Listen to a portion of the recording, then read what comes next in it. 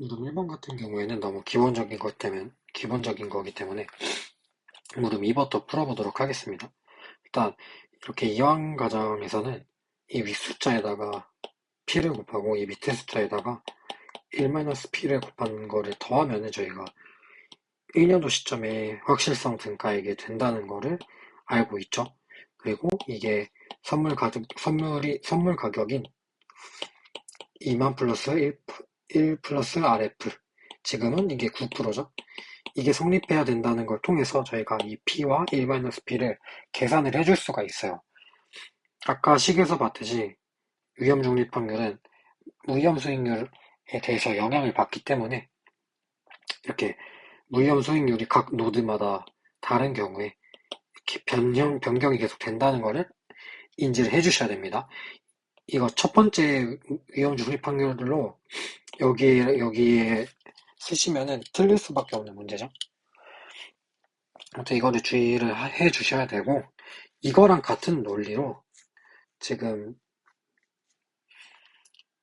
이 24,000에다가 제가 Q라고 표기를 할 건데, Q가 무슨 의미냐면은 이제 호황이 발생할 객관적인 확률을 의미를 할 거고, 얘에다가 1-Q를 곱할 건데, 여기서 1-Q가 뭘 의미하냐면은 호황의 반대인 불황이 발생할 객관적인 확률을 저희가 1-Q라고 표현을 할게요.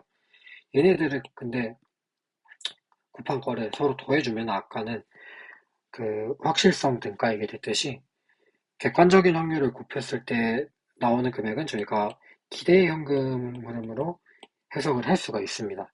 그리고 이거 같은 경우에는 저희가 현재의 금 가격인 2만에다가 1 플러스 기대 수익률을 더한 거를 곱한 거랑 일치를 해줘야겠죠. 그렇기 때문에 저희가 이 Q 확률을 구할 수가 있어요. 왜냐면은 무이혼 수익률이 항상 15%다 라고 줬기 때문에. 그리고 또 인지를 해주셔야 되는 게 지금 무이혼 수익률 같은 경우에는 RF, 아까 1 플러스 RF 같은 경우에는 지금 상황마다 계속 바뀌죠. 근데 제가 기대 수익률은 항상 15%라고 줬기 때문에 이 호황이 발생할 확률 Q는 여기서나 이 상황에서나 결국 항상 동일하다는 것을 알 수가 있습니다. 자, 그래서 Q를 구해보면은 이런 다음과 같은 식이 성립을 해야겠죠. 2만 곱하기 1.15가 24,000 곱하기 Q 플러스 19,000 곱하기 1-Q 이렇게 해보면은 Q가 80%예요. 그러면은 불황이 발생할 확률은 1-Q니까 20%인 거를 저희가 알 수가 있죠. 그래서 이게 20%가 답이 되고, 무름 3번 같은 경우에 이렇게 불황이 두 번 발생하는 경우에 채권의 현금 흐름이 이렇게 제가 그린 대로 발생이 된대요. 이랬을 때 채권의 가치를 구하라는데 결국 답은 이거고, 얘를 어떻게 산출하냐? 간단하죠. 일단 발생하는 현금 흐름을 얘를 먼저 그려줘요. 148로 그려주고, 이 100과 100을 저희가 알고 있었던 이 위험 중립 확률 여기서 보면은 B2가 68%예요. 근데 이거는 상관이 없죠. 왜냐면 어차피 P2랑 1-P2 더하면 1이니까 100이 올 거예요. 얘를 RF 12%로 할인해 준 금액이 이 노드에서의 가치가 되고, 호황에서의 가치가 되고, 1년 뒤 불황일 경우에는 이제 또 다음 연도에 또 불황이 발생하면 48의 현금 흐름을 얻기 때문에 100에다가는 60%, 지금 보시면 P3는 60%거든요. 그래서 100에서는 60%, 48에서는 40%를 곱한 거를 더해주면 79.2가 나오고, 이때 이자율은 10%이기 때문에 이 과정에서 이자율이 10%니까 1.1을 나눠주면은 불황일 때의 채권의 가치가 나옵니다. 자, 다시 이거를 또 다시 P1 같은 경우 지금 56%니까 얘에다가 56%를 곱하고 얘에다가는 44%를 곱한 거를 더해준 다음에 이때 이 과정에서 적용되는 할인율은 9%이다 보니까 1.09를 나눠주면은 14.94가 나오는 것을 알 수가 있습니다. 자, 다음으로는 이제 물음 4번인데, 물음 4번 같은 경우는 지금 상황을 두 가지 상황에서 다 구해보라고 했잖아요. 근데 1년 뒤 불황의 상황에서 이 채무불이행 프리미엄이랑 기타 프리미엄 뽑는 게 훨씬 쉬운데, 그래서 두 번째 상황에서부터 이제 먼저 구해볼게요. 1년 뒤 불황의 상황. 2년 뒤 불황이 됐어요. 그러면은 지금 아까 보면은 제가 이 과정만 일단 쏙 빼왔어요. 이 과정만 쏙 빼왔을 때 이렇게 요약이 되는데, 무위험 수익률 같은 경우에는 이제 불황에서 10%라고 제시가 돼 있는데, 이제 YTM이랑 저희가 기대 수익률을 구해줘야 돼요. 왜냐면은 이 기대 수익률이랑 무위험 수익률의 차이가 기타의 위험 프리미엄이 되고, YTM이랑 이 기대 수익률의 차이가 다시 이제 채무불이행 프리미엄이 되거든요. 그렇기 때문에 저희가 얘네랑 얘를, 얘랑 얘랑 얘를 다 구한 다음에 이 차액을 가지고 답을 써주셔야 돼요. 자, YTM은 구하기 쉽죠. YTM의 정의가 뭐냐면은 약속된 현금 흐름, 약속된 현금 흐름은 지금 100원이에요. 이거를 저희가 얼마의 이자율로 할인을 해줘야지 현재 채권의 가격이 나오냐가 만기 수익률의 정의이기 때문에, 이거를 통해서 만기 수익률을 저희가 구해주면은 38.89%가 나옵니다. 기대 수익률도 마찬가지예요. 기대 수익률 같은 경우에는 기대 현금 흐름을 어떤 기대 수익률로 나눠야지 현재 채권의 가치가 되냐. 이기 때문에 저희가 이를 통해서 구해줘야 되는데, 기대 현금 흐름을 저희가 먼저 구해줄 수가 있어요. 어떻게 구하냐? 지금 아까 객관적 확률을 저희가 구했잖아요. 물음 2를 통해서. 그래서 기대 현금 흐름 같은 경우에는 100에다가 80%를 곱하고 48에다가 20%를 곱한 거를 더해주면은 89.6인 걸 알 수가 있어요. 그래서 이를 통해서 기대 수익률을 구할 수 있겠구나라고 해석을 하시면 되고, 구해보면은 실제로 24.44%가 나옵니다. 자, 그래서 최종적으로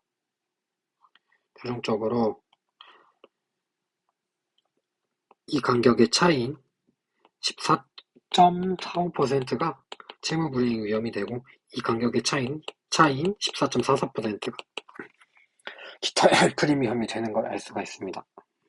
근데 이제 현재 시점에서 구할 때 여러분들이 무위험 이자율을 잘못 구할 수가 있는데, 이제 자, 일단 대표적인 이제 세 가지 방식을 갖고 왔어요. 제가 구했다고 생각할 수 있는 세 가지 방법을 갖고 왔는데, 결과적으로 1번만 맞고 2, 3번은 여러분들이 실수할 수 있는 포인트들이기 때문에 왜 안 되는지 설명을 간략하게 이따 드려볼게요. 근데 참고로 사실 이게 안 된다는 것까지가 저희 시험 범위를 살짝 오버하는 느낌이 있어서, 이게 재무관리 영역이 아니라 확률론적인 내용이거든요. 확률론 통계학적인 내용이기 때문에 가볍게 있다가 왜 안 되는지만 듣고 1번 방법만 이제 써야겠다라고 생각을 해주시면 됩니다. 아까 저희가 근데, 자, 다시 본론으로 돌아가서 아까 저희가 채권 가격 74.94원 현재 가치를 구했잖아요. 이걸 통해서 이제 YTM을 구할 수가 있죠. 약속 현금을 하면 항상 100원이니까 다음과 같은 식을 놓고 YTM을 구해주면은 15.52%가 나오고요. 기대 현금 흐름도 마찬가지로 구해줘야 되는데, 아까처럼 기대 현금 흐름 자체도 저희가 다시 구해줘야겠죠? 기대 수익률 구하려면은. 자, 기대 현금 흐름을 다시 전장으로 가서 구해볼게요. 기대 현금 흐름 같은 경우에 2년차 기대연금을 같은 경우에는 얘가 이자에 발생할 확률이 Q의 제곱이니까 64%고요. 48이 발생할 확률은 불황이 두 번이니까 20%의 제곱인 4%입니다. 그러면은 여기는 차액인 32% 확률은 다 더했을 때 이제 이게 1이 돼야 되니까 아무튼 그럴 경우에 기대연금 흐름이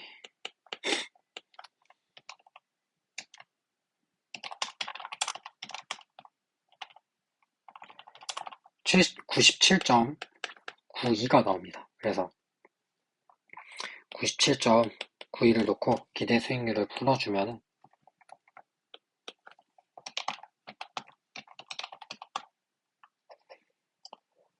14.31%가 나오고 채무불이행 위험은 1.12% 그날을 먼저 구할 수가 있어요. 그 다음에 무위험 수익률 같은 경우에는 1번이 제일 정확합니다. 1번 한번 구해볼게요. 무위험체의 형가를 일단 다시 구해줘야 돼요. 그러니까 이 제가 지금 무름 3에서 그린 이 이항 과정은 이때는 파산이 발생하는 특수한 그 신용위험이 있는 채권을 표현한 거잖아요. 만약에 이게 48이 아니라 100이었으면 이 74.94가 얼마로 달라질까를 계산을 해보면은 똑같아요. 그냥 제가 아까 이렇게 역진법으로 구한 것처럼 구해주면 되는데 82.5688이 나와요. 82.5688. 그래서 자 100을 1 플러스 RF의 제곱으로 나누면은 82.5688이 나온다를 놓고 풀면은 RF가 10.05%가 나와요. 정확히 따지면은 이제 이게 3번이 왜냐면 이제 제가 이따가 3번을 잘못된 걸로 비교를 하려는데 여기서 반올림하면은 똑같거든요. 그래서 얘를 더 자세히 풀어보면은 10.0505%입니다. 이거 이따가 비교를 해볼게요.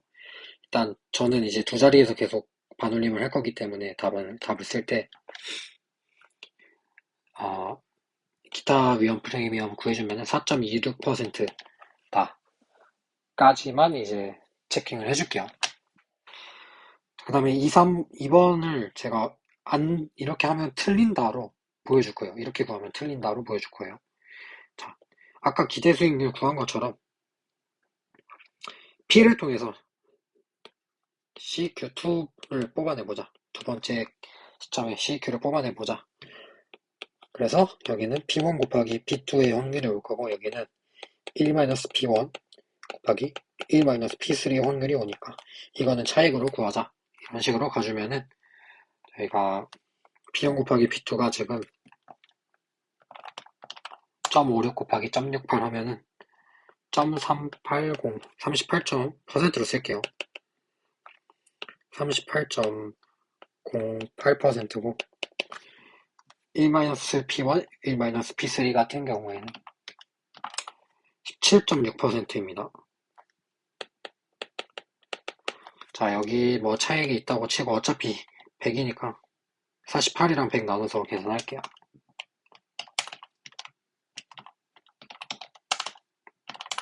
그러면은 CQ2가 90.848이 나옵니다. 그러면은 자, 이거 지우시고 CQ2를 1 플러스 RF로 두 번 할인해주면은 74.94가 나와야 되는 거 아니냐? 하고 RF를 계산을 해주면은 이게 뭐 단수 차이 때문에 생기는 게 아니에요. 이렇게 구하면은 RF는 10.1034%가 나옵니다. 지금 얘 같은 경우에는 차이가 꽤 크죠. 그 다음에 이자율 평균 구하기는 뭔 소리냐면은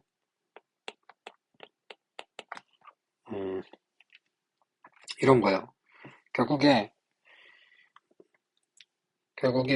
이때 이자율이 달라지는데 얘를 평균 한번 내주고 평균을 한번 내주고 얘랑 얘를 다시 기하 평균을 한번 내주면은 그게 저 뭐야 아, 이 기간 연속 적용되는 RF가 되지 않느냐라는 논리인데 계산을 해주면은 이런 거예요. 이런 소리예요. 뭔 소리냐면 정확히 말하면은 이제 호황이 한번 발생하면은 무위험 이자율이 12%가 돼요. 근데 이 12%가 되는 위험 중립 확률이 지금 P1 56%고요.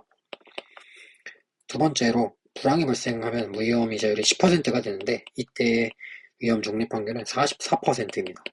이걸 곱한 거를 다 더해주면은 11.12%가 나와요. 그리고 이 11.12%랑 9%를 기하평균 내주면은